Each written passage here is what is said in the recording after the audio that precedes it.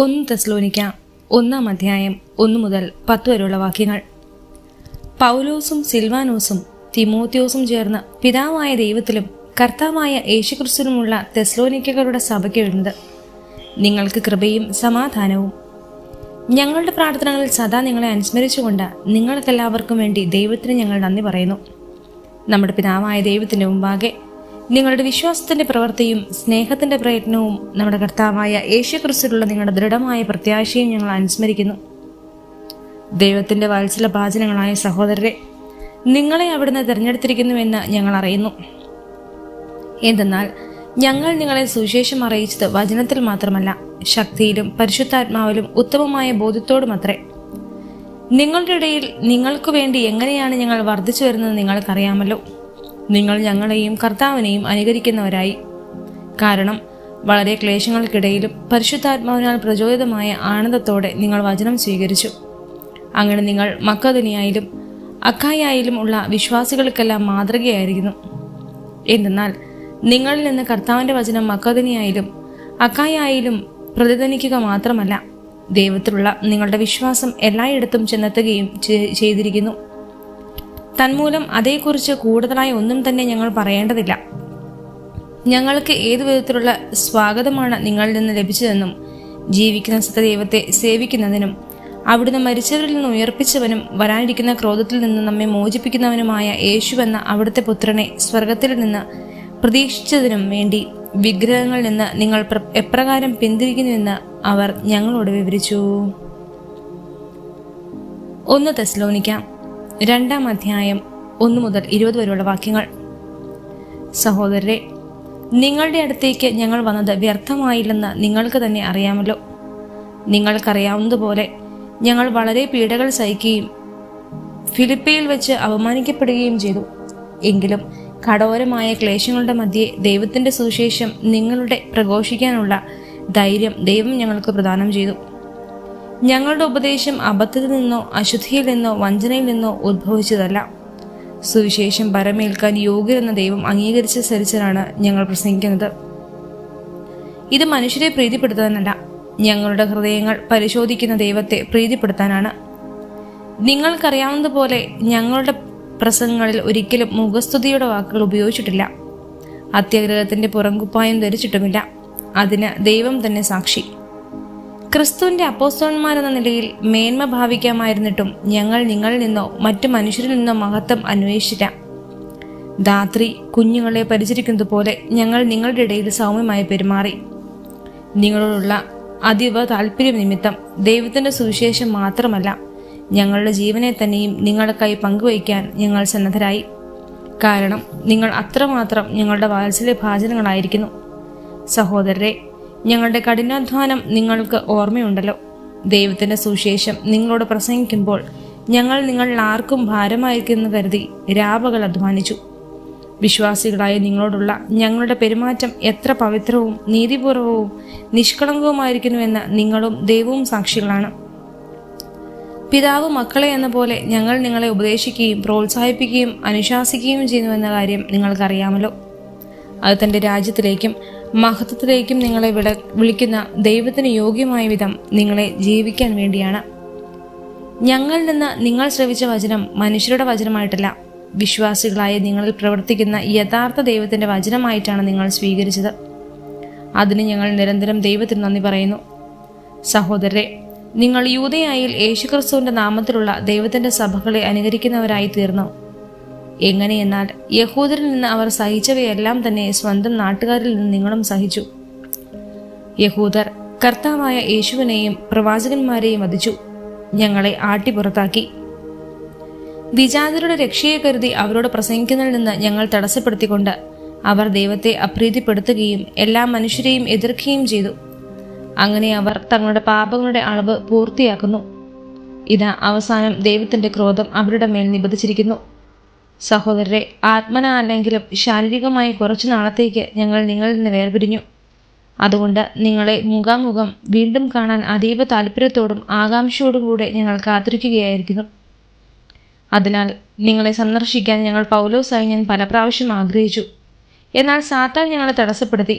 കർത്താവായ യേശുവിൻ്റെ പ്രത്യാഗമനത്തിൽ അവിടുത്തെ സന്നിധിയിൽ ഞങ്ങളുടെ പ്രത്യാശയും ആനന്ദവും അഭിമാനത്തിൻ്റെ കിരീടവും എന്താണ്? അത് നിങ്ങൾ തന്നെയല്ലേ? എന്തെന്നാൽ നിങ്ങളാണ് ഞങ്ങളുടെ മഹത്വവും ആനന്ദവും.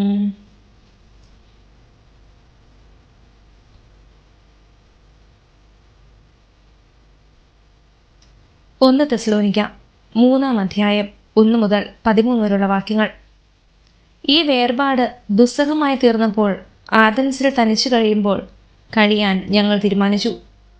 നിങ്ങളെ വിശ്വാസത്തിൽ സ്ഥിരീകരിക്കാനും വേണ്ട നിർദ്ദേശങ്ങൾ തരാനുമായി ഞങ്ങളുടെ സഹോദരനും ക്രിസ്തുവിന്റെ സുവിശേഷത്തിൽ ദൈവത്തിന്റെ ശുശ്രൂഷകനുമായ തിമോത്തിയോസിനെ നിങ്ങളുടെ അടുത്തേക്ക് അയച്ചു. പീഡനങ്ങൾ നിമിത്തം ആർക്കും ഇളക്കം തട്ടാതിരിക്കാനാണ് ഇങ്ങനെ ചെയ്തത്. ഇതിനാണ് ഞങ്ങൾ നിയോഗിക്കപ്പെട്ടിരിക്കുന്നതെന്ന് നിങ്ങൾക്ക് തന്നെ അറിയാമല്ലോ. എന്തെന്നാൽ ഞങ്ങൾക്ക് കഷ്ടതകൾ സഹിക്കേണ്ടി വരുമെന്നും നിങ്ങളോട് കൂടിയായിരുന്നപ്പോൾ തന്നെ ഞങ്ങൾ പറഞ്ഞിട്ടുള്ളതാണ്. അപ്രകാരം തന്നെ സംഭവിച്ചിരിക്കുന്നു. അത് നിങ്ങൾക്കറിയുകയും ചെയ്യാം. ഇക്കാരണത്തിനാണ് ഇനിയും കാത്തിരിക്കുക അസാധ്യമെന്ന് വന്നപ്പോൾ നിങ്ങളുടെ വിശ്വാസത്തെക്കുറിച്ച് അറിയാൻ ഞങ്ങൾ ആളെ അയച്ചത്. പ്രലോഭകൻ നിങ്ങളെ ഏതു വിധത്തിലും പരീക്ഷയിൽ വീഴ്ത്തിയേക്കുമെന്നും ഞങ്ങളുടെ പ്രയത്നമെല്ലാം പാഴായി പോയേക്കുമെന്നും ഞാൻ ഭയപ്പെട്ടു. എന്നാൽ തിമോത്തിയോസ് നിങ്ങളുടെ വിശ്വാസത്തെയും സ്നേഹത്തെയും സംബന്ധിക്കുന്ന സദ്വാർത്തയുമായി ഞങ്ങളുടെ അടുത്ത് മടങ്ങിയെത്തി. നിങ്ങൾ ഞങ്ങളെ സ്നേഹപൂർവ്വം സദാ അനുസ്മരിക്കാനും ഞങ്ങൾ നിങ്ങളെ കാണാൻ ആഗ്രഹിക്കുന്ന പോലെ തന്നെ നിങ്ങൾക്കും ഞങ്ങളെ കാണാൻ ആഗ്രഹമുണ്ടെന്ന് അവൻ അറിയിച്ചു. ഇക്കാരണത്താൽ സഹോദരരെ, എല്ലാ സങ്കടങ്ങളിലും കഷ്ടതകളിലും നിങ്ങളുടെ വിശ്വാസം ഞങ്ങൾക്ക് ആശ്വാസം തരുന്നു. ഇപ്പോൾ ഞങ്ങൾ ജീവിക്കുന്നെങ്കിൽ അത് നിങ്ങൾ കർത്താവിൽ ഉറച്ചു നിൽക്കുന്നതുകൊണ്ടാണ്. ദൈവസന്നിധിയിൽ നിങ്ങൾ മൂലം ഞങ്ങൾ അനുഭവിക്കുന്ന ആനന്ദത്തിന് നിങ്ങളുടെ പേരിൽ ദൈവത്തിന് എങ്ങനെ നന്ദി പ്രകാശിപ്പിക്കും? നിങ്ങളെ മുഖാമുഖം കാണുന്നതിനും നിങ്ങളുടെ വിശ്വാസത്തിന്റെ കുറവ് നികത്തുന്നതിനു വേണ്ടി ഞങ്ങൾ രാപകൽ തീഷ്ണതയോടെ പ്രാർത്ഥിക്കുന്നുണ്ട്. നമ്മുടെ പിതാവായ ദൈവം തന്നെയും നമ്മുടെ കർത്താവായ യേശുവും നിങ്ങളുടെ അടുത്തേക്ക് ഞങ്ങളെ നയിക്കട്ടെ. ഞങ്ങൾക്ക് നിങ്ങളോടുള്ള സ്നേഹം പോലെ നിങ്ങൾക്ക് തമ്മിലും മറ്റെല്ലാവരോടുമുള്ള സ്നേഹം വളർന്നും സമൃദ്ധമാകാൻ കർത്താവ് ഇടവരുത്തട്ടെ. നമ്മുടെ കർത്താവായ യേശു ക്രിസ്തു തൻ്റെ വിശുദ്ധരോടുകൂടെ വരുമ്പോൾ നിങ്ങളുടെ ഹൃദയങ്ങളെ നിഷ്കളങ്കമായി നമ്മുടെ പിതാവായ ദൈവത്തിനു മുമ്പിൽ വിശുദ്ധിയിൽ ഉറപ്പിക്കുകയും ചെയ്യട്ടെ.